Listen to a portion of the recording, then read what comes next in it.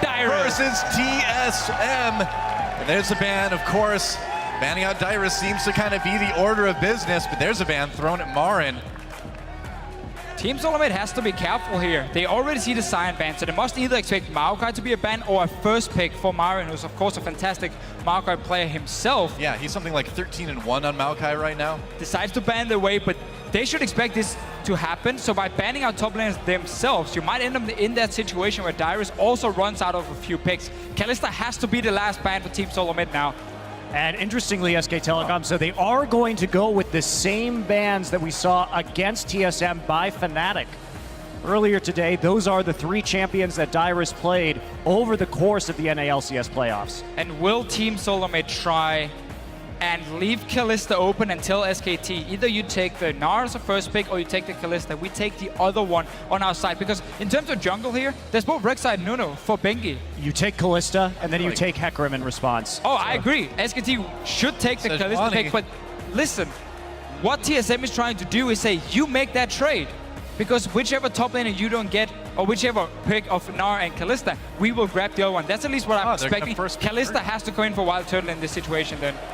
Oh, okay, so we got the first pick of SKT. That's risky, man. For Team Solomid, yeah, it certainly is. Then again, go with that Rek'Sai, though. Then again, we normally don't see Faker play Urgot.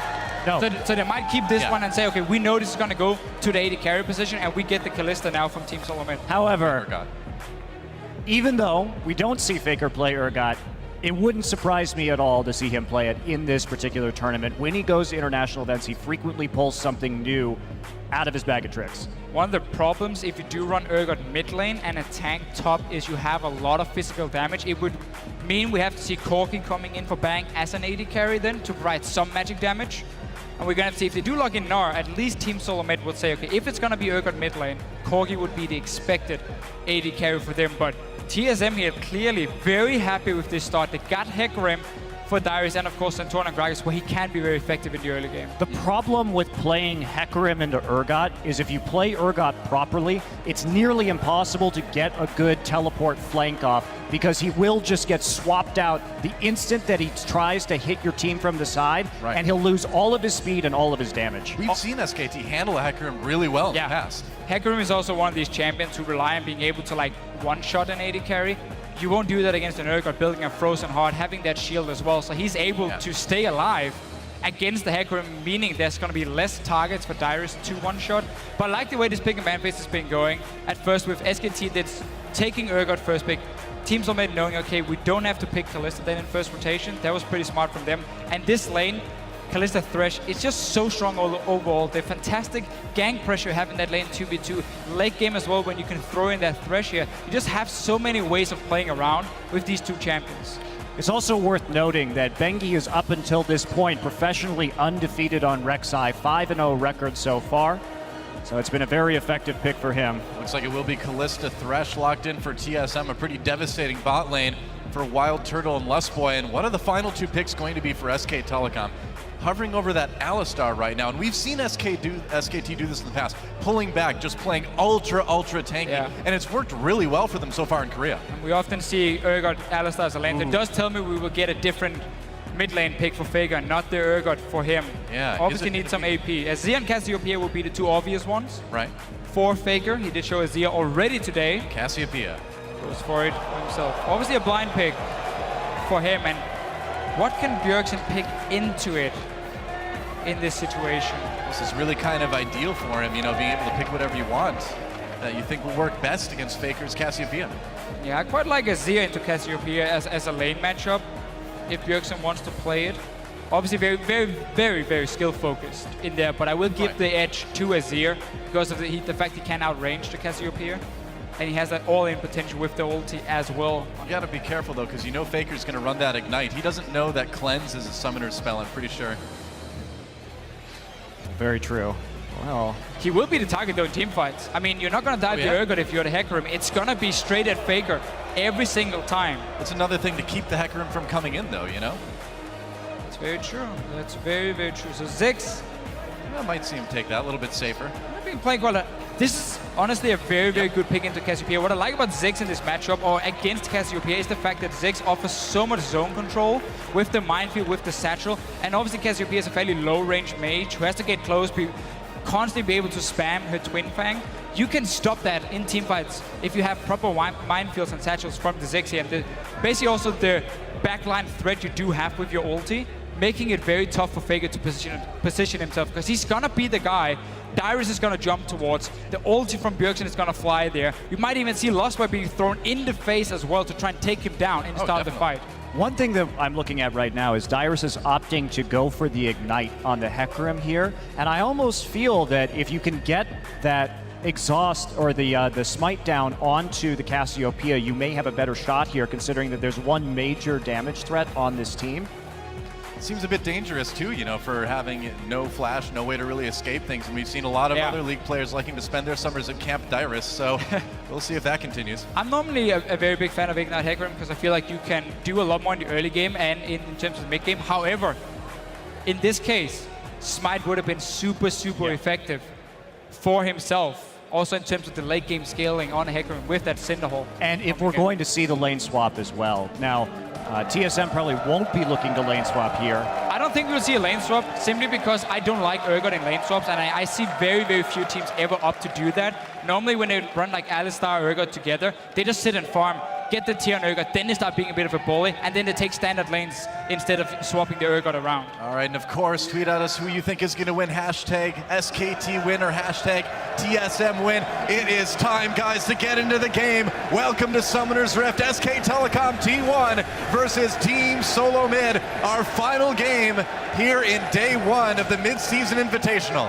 Yeah, and as keep talking about the two top laners, Marin and Dyrus here. Obviously, Gnar has a pretty good laning phase against the Hecarim, and therefore there's one little thing you can do with the Hecarim. You just start Flask, no potions, you do a camp at level 1, and then you go back to base and you buy a cloth armor. That's gonna help you a lot in the early stages of this lane. You will also get that level 2, and you can go pretty aggressive and trade with your Ignite. It's something a lot of Western Hecarim players like to do.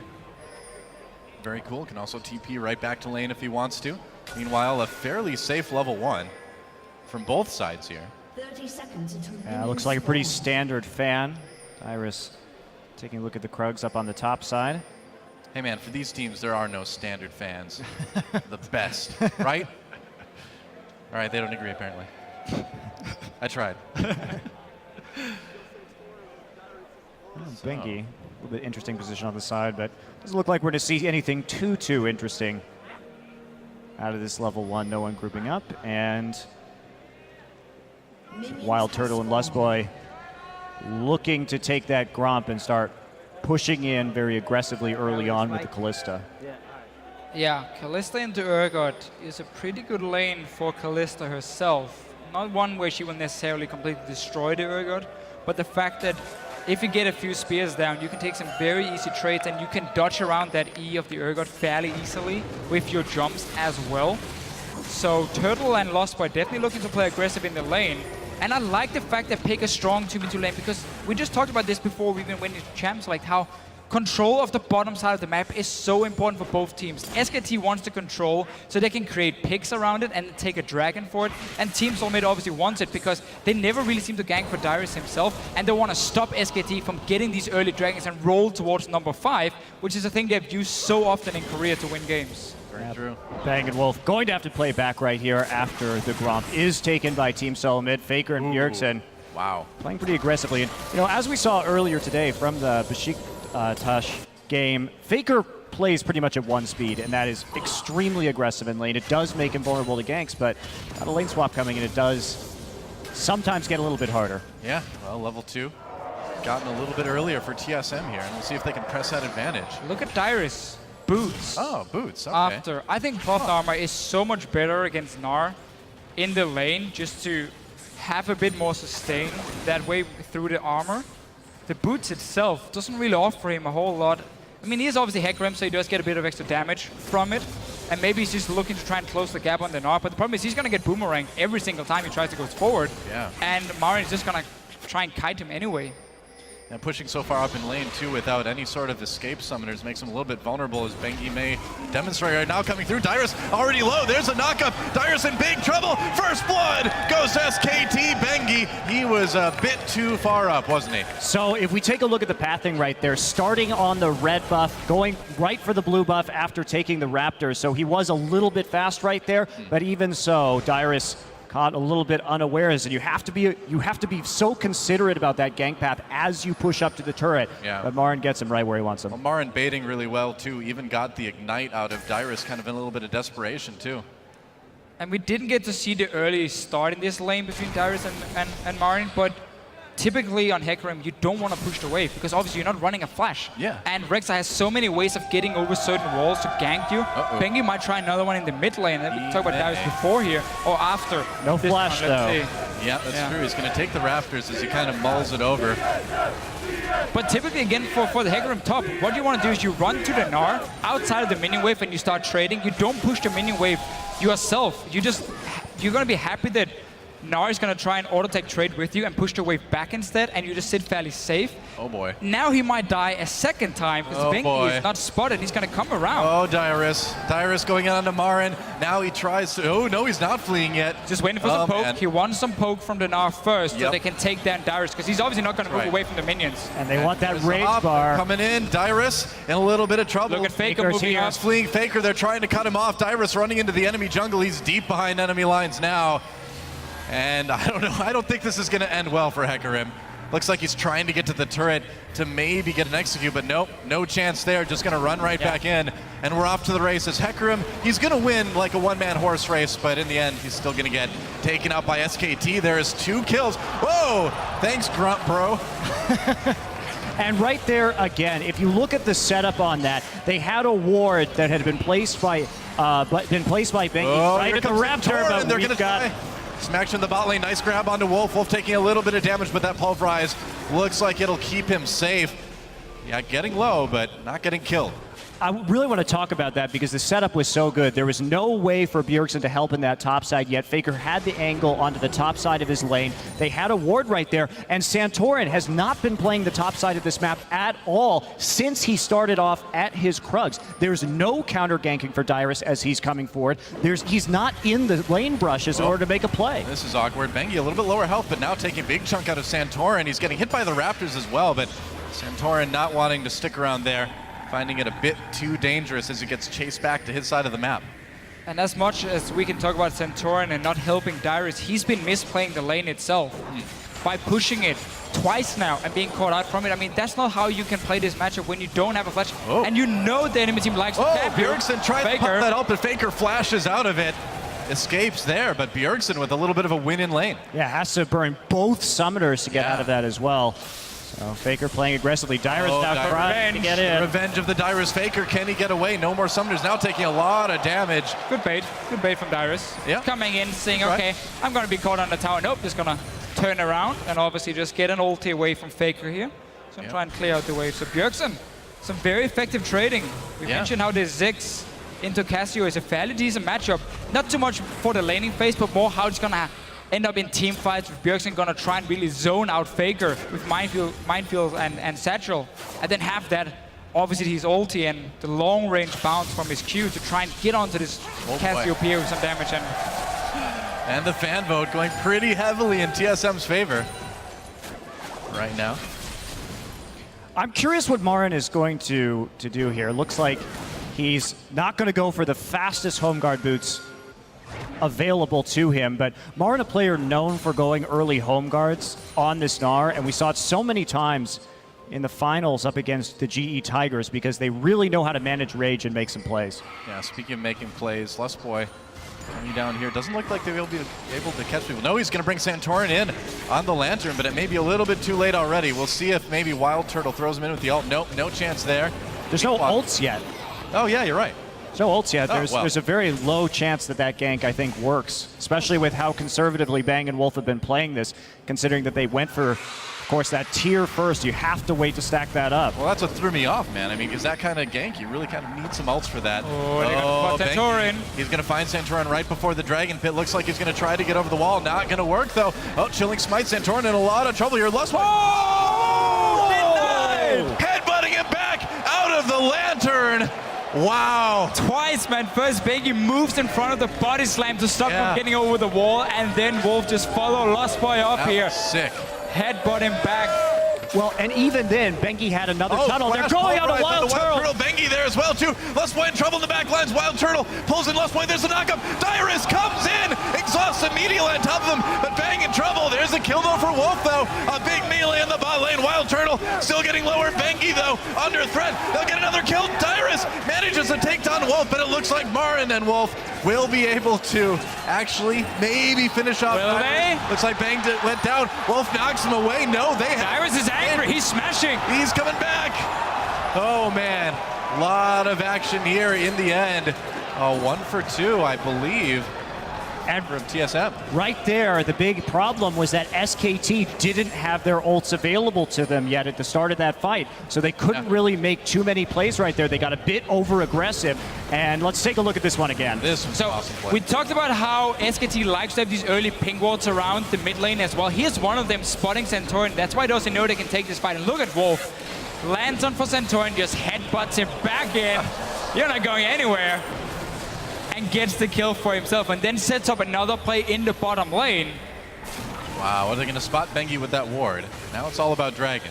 And what we didn't mention, too, was Faker actually was getting chunked out of the mid lane during that entire process. So he's actually falling relatively far behind Bjergsen in terms of farm at the moment. It's getting a little bit risky for SKT here.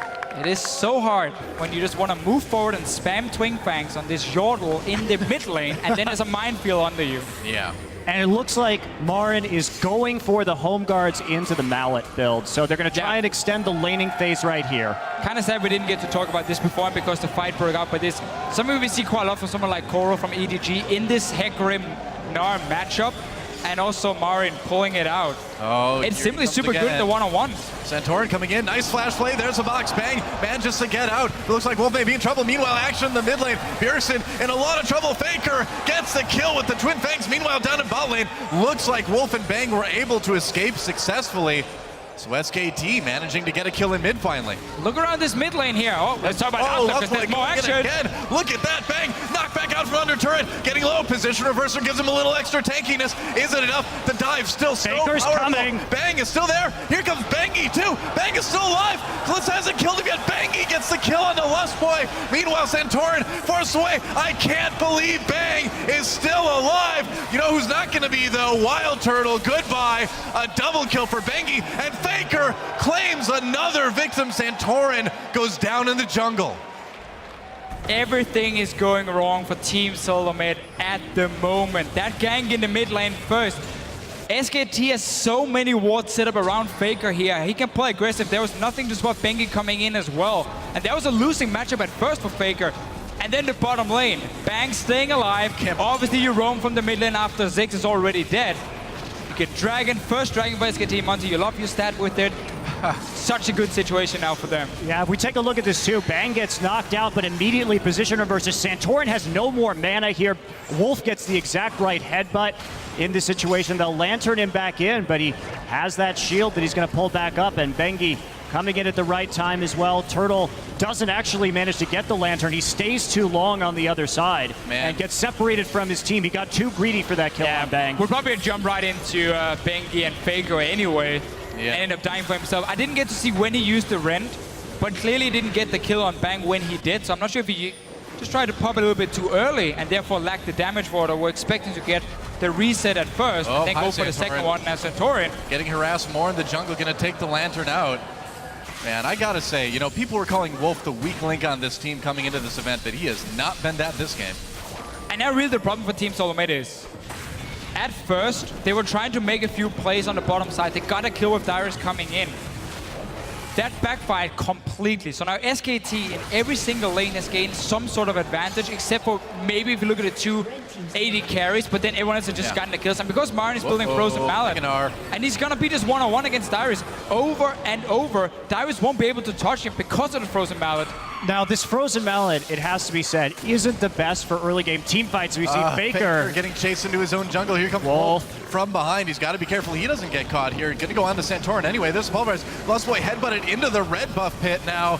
Faker Oh boy, Lustboy in a little bit of trouble, drops that box, but I don't think it's going to save him, just trying to delay to get the rest of his team involved. Faker still gets that kill on a rampage now. Bengi comes in, chilling smite onto Wild Turtle. Kalista in a lot of trouble, headbutt pulverized onto Wild Turtle, and he'll get taken out. Bengi manages to pick up another kill. He was such a hero in SKT's match against CJ in the semifinals, really making plays here today as well. And I mean, really, SKT just pretty much comprehensively outplaying TSM across the map at this point. Nearly a kill a minute for SK Telecom in this game. Pretty wild.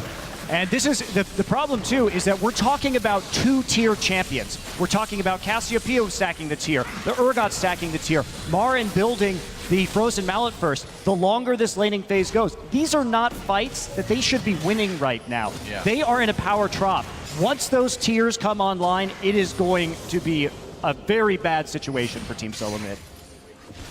Well, Lustboy trying to defend that bot lane turret as well as he can, but still so much pressure from SKT. Bengi just doing a little bit of farming as well. And man, Wolf, I am just like in love with his Alistar play in this game. It has been so good. So Dyrus going after this Trinity Force as well. It's going to take a long time to get there. Yeah, and the problem for Dyrus in this lane is going to be the fact that because Marin is building for the one-on-one and not for the team fight himself, because obviously Frozen Mallet is not the most gold-efficient item in a team fight, he's going to be able to kite the Hecarim around nearly all the time. So the impact Dyrus will have has to come from teleports, where he needs to dive Faker and just kill him with this Trinity Force. That's the only thing he will be able to do at this point in the game. And the scary thing about that Frozen Mallet onto a Gnar, so we see Bengi. Oh, Dyrus gets caught by his Krugs. Marin comes in, he's got the red buff as well. That's 2 red buff champions. Dyrus in a lot of trouble. Ults away, will he make it? Looks like they'll let him go for now. Oh, or not. Santorin comes in, forces a flash out of Bengi. And it looks like, unless Santorin can catch up, they may have to leave it at that. They've got the ult from Bjergsen to maybe help take this one. Bengi, though, on the run. Dyrus is going to teleport back in. They're going to try to make a play here. He catches Marin and Bengi. Bengi goes down immediately. And Dyrus, he wants another one. A lot of damage onto Marin, but he becomes Mega Gnar just in time. And I think he's going to keep going. Yeah, you don't want to get dove under turret with that. Ult comes in, looks like, just to clear that wave by turret, so Faker can't do any more damage to it. All right, so well played here from Team Solo Mid. They get the kill and they defend the mid lane at the same time. Bjergsen returning to lane. Dyrus proxy farming a bit though, and that's going to prompt a teleport from Marin. Here come the home guards. And the Frozen Mallet is completed. He's still got that red buff too. Wow, flashing over the wall. Meanwhile, MSI gets behind him. Faker coming in as well. Dyrus in big trouble. Marin may just go ahead and give this one over to Faker. We'll see. Marin, nope, takes it for himself. You can't proxy farm in that situation when Faker has pressure on the mid lane and the teleport is up. And the Void Rush is up as well. There's too many ways to get collapsed on in that situation. Extremely unsafe move. Especially like you're saying with that Frozen Mallet finish and the red buff still on Mar, and there's almost no way you escape from that. No, that's really been a problem for Dyrus. He's been playing very, very aggressive and very greedy, honestly, in this lane phase from the start. Yeah. From getting in the lane level 2, pushing it instantly, and just getting ganked. It just seems like there's this desperation from his play right now that doesn't need to be there. I agree. Well, tiers are going to be fully stacked soon, and that means they will be both physically and metaphorically. Well, Santorin manages to spot that ward, so they'll get a little bit of vision back in their own jungle. The next dragon is up in about 40 seconds now. Yeah, let's look at here what's going to happen. So SKT next objective for them is obviously the dragon. They keep having these pink wards on the bottom side in the river. SKT has been controlling that nearly all game long. Team Solo Mid has not been able to do anything, and every time they walked into that river, they would get caught out and simply end up dying for it. So next dragon is a fairly easy setup for SKT. They have timed the recalls. Nar's just gone back to base. Bang gets a bot tower for himself and mid tower, so they get so much extra gold as well. And this entire map is now open to even get the deep wards in around the blue buff of Team Solo Mid, and you can just set it up perfectly. There's no TP for Dyrus, so he's out of this fight, and he's the only guy who can kill anyone in the backline of SKT at this point. Rest of Team Solo Mid is looking more to like kite backwards with the Ziggs, try and control where Faker is moving, zone him out and poke him a little bit, and then maybe you turn around and go for a kill if someone drops low. But as long as there's full vision control, that's never gonna happen. Yep. Looks like another dragon again, and meanwhile Dyrus continues to get harassed by Marin. in a little bit of trouble. Dyrus trying to escape. There's the Gnar ult. Another easy solo kill for Marin as Santorin comes to mourn the body of his favorite horse. That horse was amazing. It was, and so is the Frozen Mallet. Yeah. Against the horse. It's pretty good.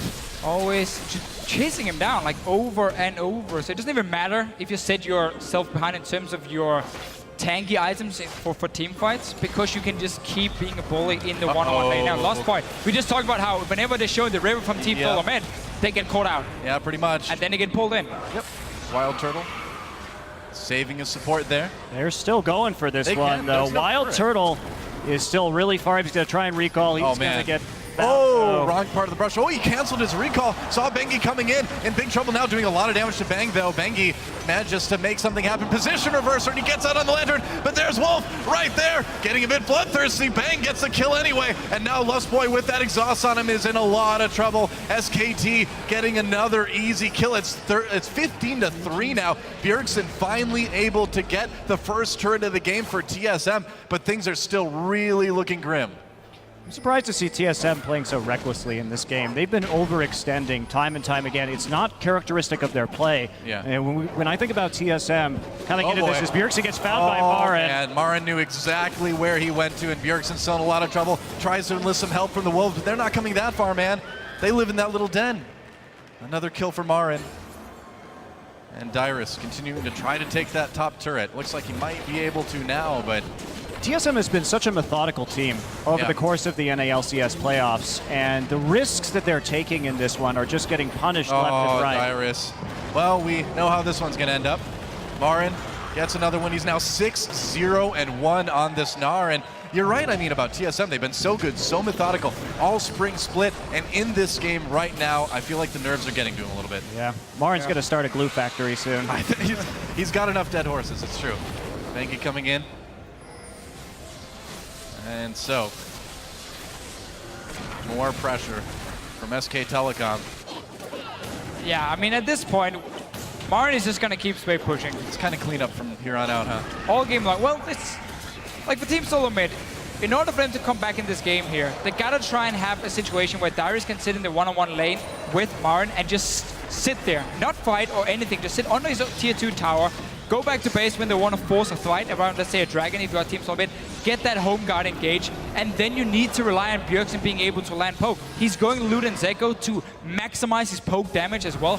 That's the only way for Team Solo Mid to start winning fights, but it's going to be very, very hard. The problem with relying on that home guard engage is the fact that there's an Urgot. And when the home guard engage comes in, all Bang has to do is press R and click on Hecarim, and he loses all of that speed, all of that burst, and then he gets put in the front line, and there's no longer any kind of flank. And even it's a very powerful pick against Hecarim. And even if you don't have home guards, you're going to have an Alistar who's going to get CDR, who can just headbutt you away as well and completely stop the same thing from happening from Dyrus. He turns around immediately onto TSM. Look at that nice headbutt. Pulverized Santorin trying to help his teammates escape. Lustboy pulled over the wall by Wild Turtle, but SKT continues to chase. Wolf, can he get there in time? Bengi, they caught Wild Turtle. There's the position reverser, and there's a dead AD carry. And SK Telecom, nice flash pulverized onto Bjergsen. He's in big trouble now as Bang comes in with the big damage. The ult does nearly nothing as Bang picks up the double kill. Lustboy trying to get back to the base, but Bengi says, no way, I'm coming in there with you. Santorin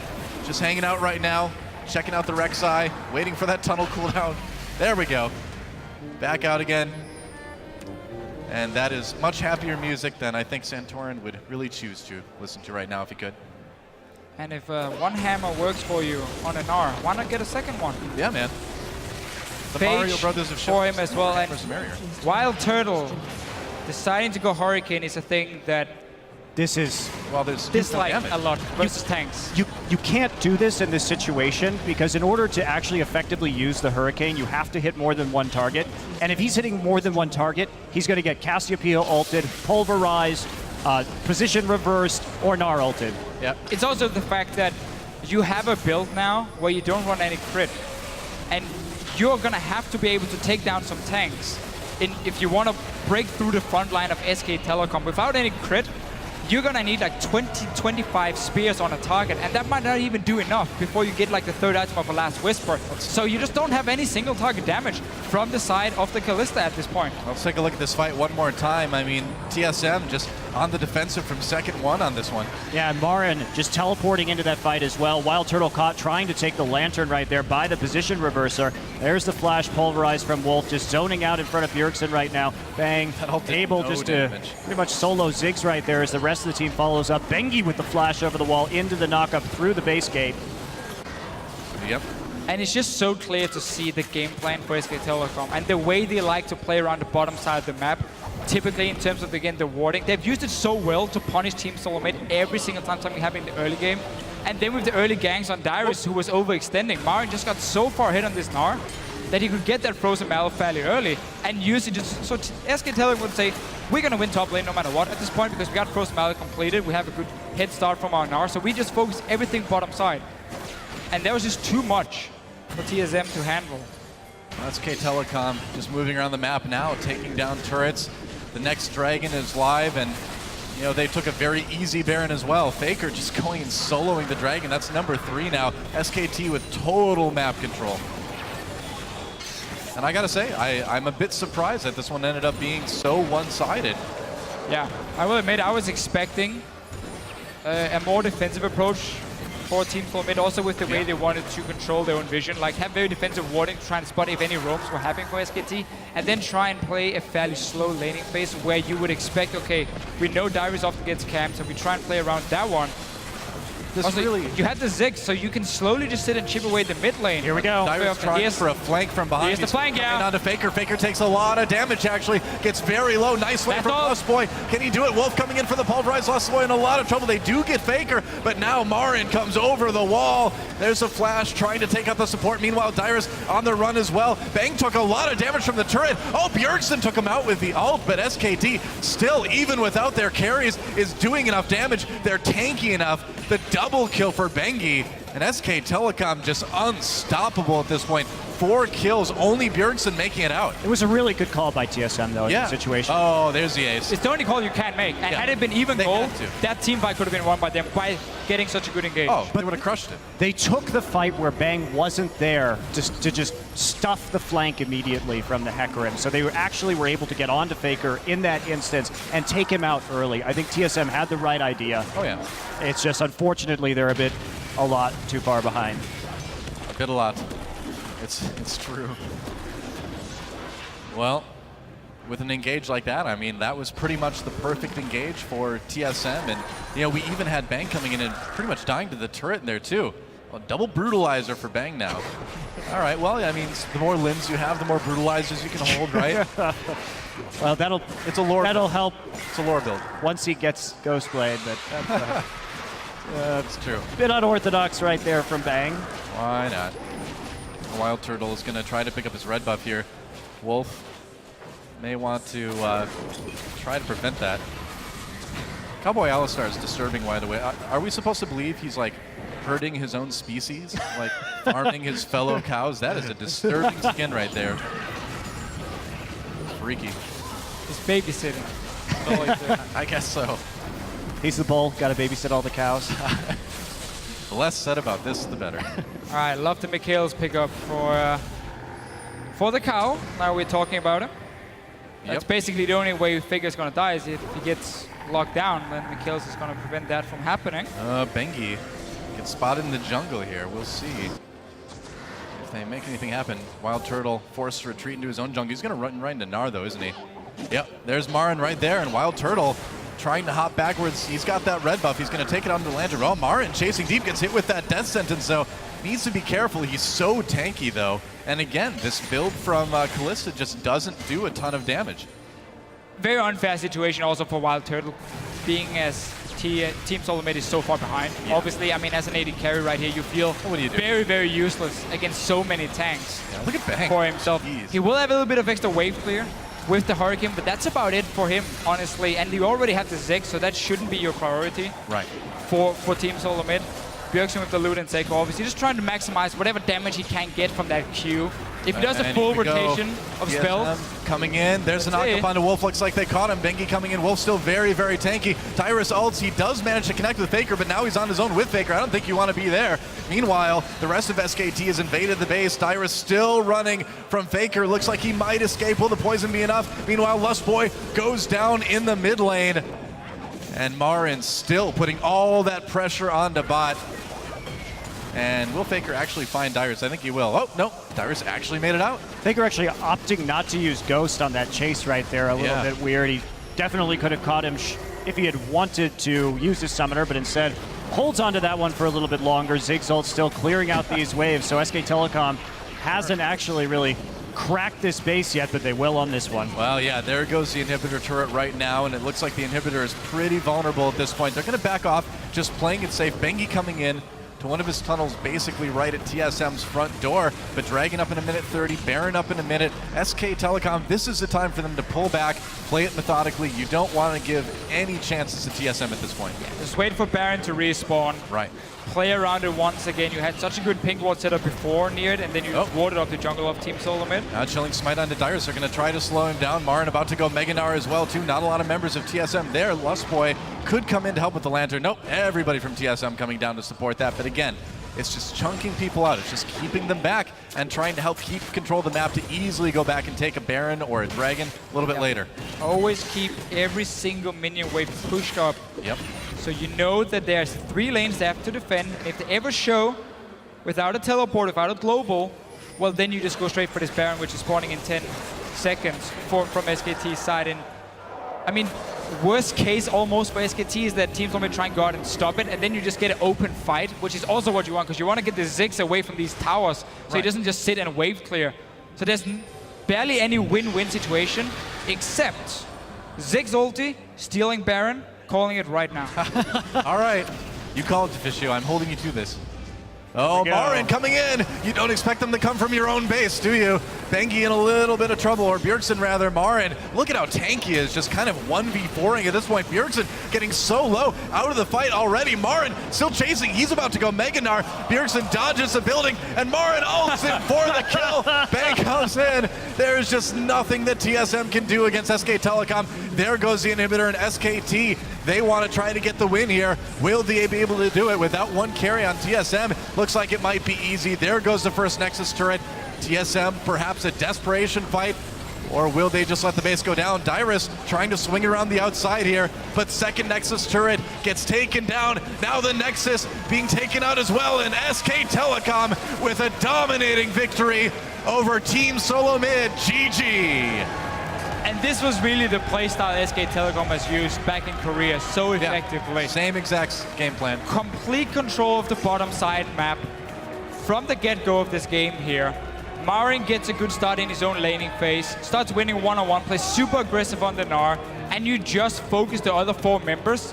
Whenever teams normally try to make a play, they would always be spotted at first, and there would always be a response from SKT.